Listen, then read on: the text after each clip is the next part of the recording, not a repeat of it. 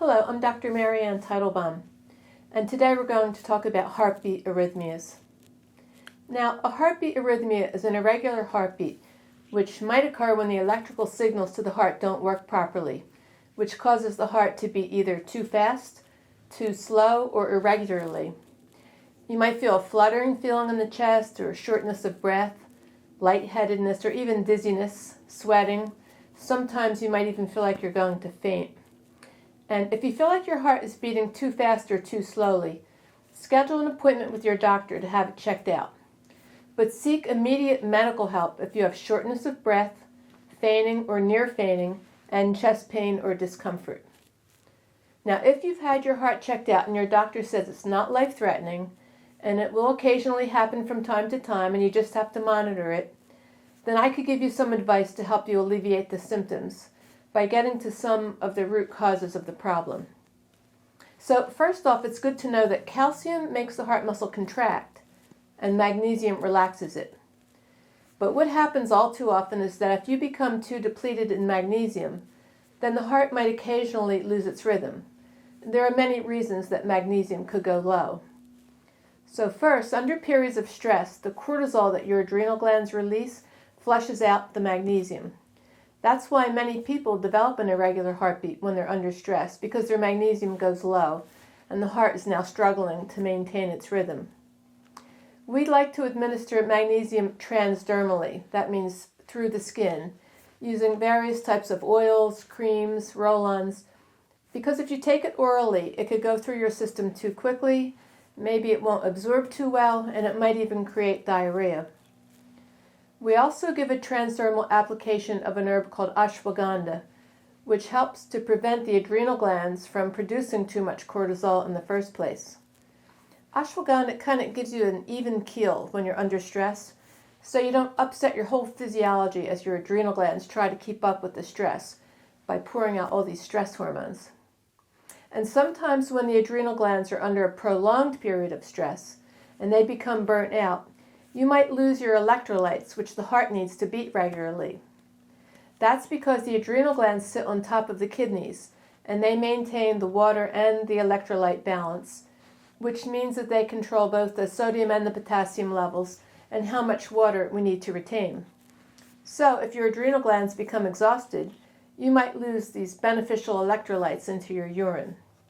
Now, modern medicine doesn't really understand this idea of adrenal exhaustion, because it doesn't meet the diagnostic criteria for a disease like Addison's disease, which is extremely little adrenal function, or maybe Cushing's disease, which is hyperadrenal function.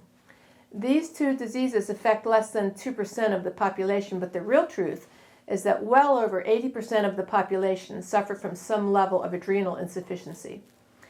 And if this happens, you could develop irregular heart rhythms if your electrolytes go out of balance. Now, while there might be several electrolyte drinks and potions on the market, I always prefer to have our patients get their nutrients through food, if at all possible. This is why we give them what's called Beeler's broth to restore their electrolyte balance. Now, this is like a little soup. It was developed by Dr. Henry Beeler, who was an American physician born in 1893 in Ohio. And his book, Food is Your Best Medicine, advocated the treatment of disease with foods. This recipe helps to restore the sodium-potassium levels and the acid-alkaline balance in the body, especially after prolonged periods of stress, which weakens the adrenal glands to the point where the electrolytes are flushed out of the body. So here's the recipe. In a pot, add 2 handfuls each of chopped celery, zucchini, parsley, and string beans. Add enough water to cover them, including some white Himalayan salt, which we call soma salt, a little bit of pepper, and a half teaspoon of ghee. Cook until everything's tender. It takes about 15-20 minutes. Puree it and just eat it as a side dish. And if you eat this recipe whenever you're experiencing adrenal burnout, you'll feel this refreshing sense of energy surge through your body as your electrolyte balance is restored, which will in turn help your heart rhythm quite a bit. Now, the heart and all the other glands need a constant supply of prana in order to work properly. The prana, the life energy from the sun and the moon, comes in at the top of the head through a special marma point, known as the Adipati Marma point.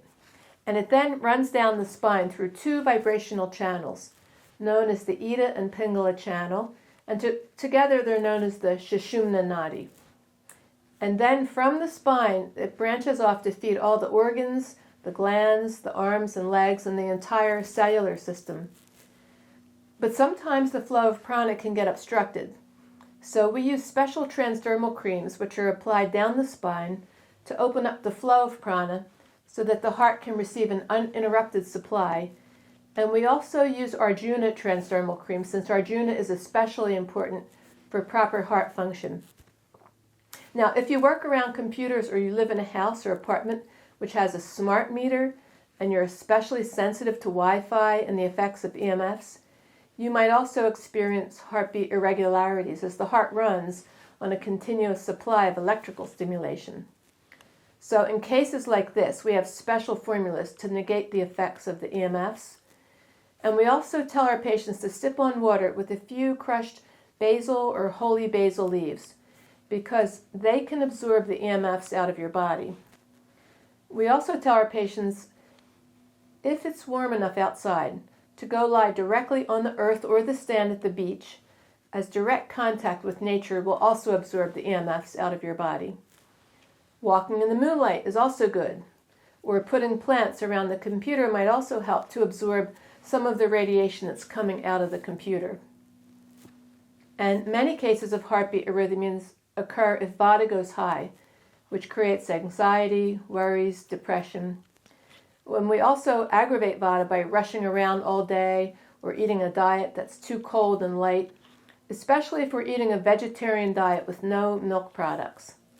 See, vata is the element of lightness, quickness, and dryness, so too much of these elements will disturb the normal balance of vata in our bodies.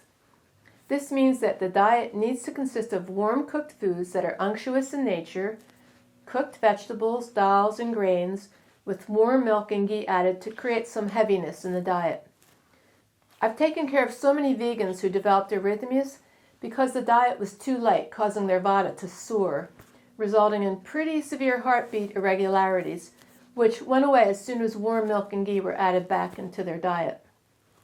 And over-exercising can also throw vata out of balance, because vata is the element of movement and quickness. So while it's good to have some movement in the body, we don't want to overdo it by jogging. Brisk walking would be better, or exercising more than our bodies can handle it in any given week. And the stockier kapha types can withstand more vigorous workouts, but the more delicately framed vatas need to do more gentle stretching, yoga, walking, and the quieter forms of exercise. And as usual, if you find yourself under prolonged periods of stress, there's many things you can do to alleviate the effects of stress on your body before they turn into heartbeat arrhythmias. So, for example, try a daily warm oil massage or a soak in a warm magnesium bath for a half hour a few times a week. Or you could try to find an Ayurvedic clinic that will perform Shirodhara, where warm medicated oils are slowly poured onto your forehead, sometimes combined with a body, scalp, or head massage. And there's many calming herbs to help you reduce your stress and cortisol levels, like Shankapushpi, Jadamansi, calamus root, to name a few. And one of the most calming things anyone can do is to have a cup of milk simmered with a couple cardamom pods, a cinnamon stick, and a couple pinches of turmeric. Strain it and sip it slowly on an empty stomach. You could use goat's milk if you're too sensitive to cow's milk, but try to get whole milk if you're using cow's milk, because the fat is especially calming to the nervous system because it deeply pacifies the frazzled vata. Always avoid caffeine, white refined sugar, chocolate, and cacao, because these are too jangling to the nerves and they can invite problems with the heartbeat. And by all means, get to bed no later than 10 o'clock at night, because you need at least 2 hours of sleep before midnight to totally recharge all the organs and glands in your body. Wake up as the sun is coming up to be in tune with the fundamental laws of nature that our bodies run on, which will ensure a proper rhythm of nature, creating a perfect heart rhythm. Thank you.